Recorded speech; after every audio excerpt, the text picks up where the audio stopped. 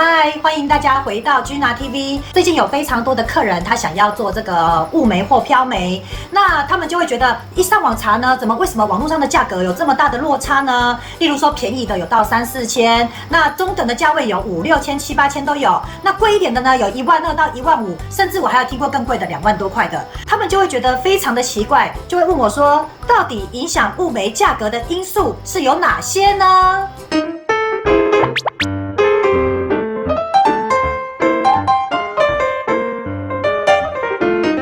第一个呢，就是学习的成本。那学习的成本呢，会带出这个纹绣师的经验值与他的操作年资都会有息息相关。也就是说呢，初期我们在成为一个初阶纹绣师的时候呢，也许我们的课程就是6到10万块之间，那你就可以学到一套可以标准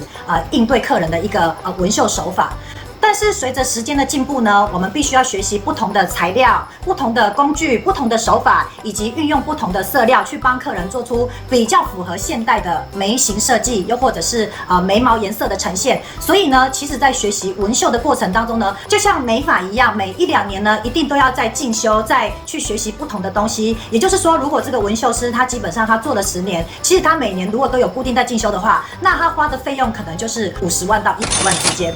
那所以这个纹绣师的学习成本就会有很大的落差。当然，他所得到的经验值可以应对的更多的客户的不同需求，他就更可以客制化去做出来。这就是我们成本最大的所在。那想必大家如果上网查一下，你就会发现纹绣的课程的确有很多大师级的课程都是不便宜的，尤其像一些国外的课程，可能就是20、30万的都有这个学习成本呢，就是影响价差最大的因素。第二个呢，就是材料的成本。那这包含了机器的种类、机器针的精密度、手工针的精密度，还有这个色料的品质等等类的，都是影响我们材料成本一个很大的因素。像我使用的这个针具和这个色料的品牌是 Biomaser， 那它这个品牌呢是专门销向欧洲的。那他们光要销到欧洲呢，它要取得这个安全认证呢，就是非常大的成本。所以这些色料啊、这些针具啊，其实都会稍微比一般的像只是单纯台湾的一般的针种呢，都还要来的稍微贵一些这样子。那但是我会比较偏向喜欢使用这个销向欧盟的，因为我本身就是一个不喜欢卖材料的老师，我就喜欢厂商帮我把东西都准备好，那我就是专心的做技术就好了。所以我会比较偏向喜欢使用这个安全品质第一，那针具又是高级的，这样我在做客人或做教学的时候，我比较没有后顾之忧，而且我可以比较快速的把正确的知识与正确的教学传承给我的学生。那第3个呢，就是时间的成本。像有一些比较旧式的手法呢，它可能纹绣师就会选择帮你做快、做好、做满，颜色好饱和哦。反正你好饱和之后呢，你也不敢回去找它补色了，所以它也许只需要花1个半小时到2个半小时之内就可以完成你这个 case。但是呢，依照现阶段的客户群呢，其实大家比较可以接受，就是我先做70%、80%的颜色上去，剩下的另外大20、30呢，可能透过补色的方式再慢慢填色上去。那这样子的过程就是它第1轮不能做太重，那第2轮呢要再帮还没有做上去的东西再补上。所以呢，这样子的做法呢，纹绣师就会耗掉大量的时间。简单来说呢，就像我做一个客人是12000，那我帮这个客人前面先做呢，我可能第1次我就会花掉2.5个小时到3个小时之间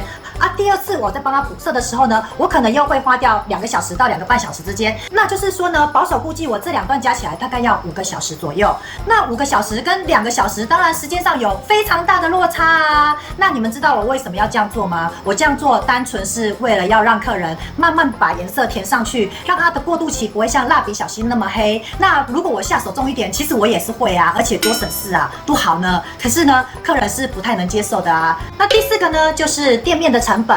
那我们的纹绣师呢，目前在市场上有几个形态，例如说有到府服务的纹绣师，有个人工作室的纹绣师，有连锁店更加约聘的纹绣师。那最后一个呢，就是成本最高的店家纹绣师。当然，以成本来说呢，是第4类别的纹绣师呢，成本会是最高的。基本上呢，如果你要一个好的售后服务，相对完整的售后服务，你一定是要选择第4类的这是毋庸置疑的。以上4种成本呢，就是会影响收费的一个很大的因素。所以我在这这里要做一个结论，就是说，如果今天呢、是我自己本身要被人家做这个纹绣的话呢，那个讲真的，那个三五千块的，其实我才真的不太敢尝试。我没有说他们不好，只是说对于我自己本身来讲，我不太敢尝试，因为我觉得如果今天是接睫毛，便宜一点点，我顶多就是不要，我就是毛卸掉就好了。可是这个眉毛会在我身上大概2-3年的，我觉得我还是小心一点可能会比较好。所以呢，以上呢大概是我的见解，就是说纹绣为什么它的价格会落差这么大？希望这个客观的分析呢，对你也是有帮助的。巨大 TV，我们下回见喽，拜拜。